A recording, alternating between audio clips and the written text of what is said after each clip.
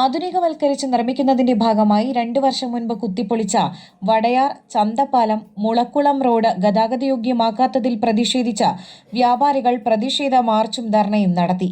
111 കോടി രൂപ വിനിയോഗിച്ച KSTP ആണ് 23 കിലോമീറ്റർ ദൂരം വരുന്ന റോഡ് നിർമ്മിക്കുന്നത്.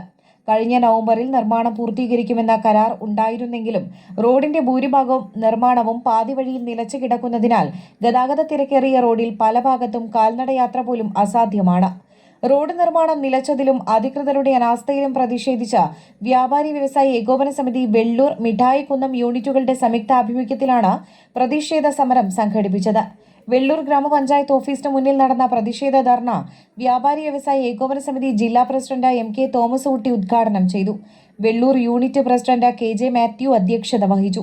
ജനപ്രതിനിധികൾ, വിവിധ രാഷ്ട്രീയ കക്ഷി നേതാക്കൾ, ഡ്രൈവേഴ്സ് യൂണിയൻ ഭാരവാഹികൾ തുടങ്ങിയവർ പ്രസംഗിച്ചു.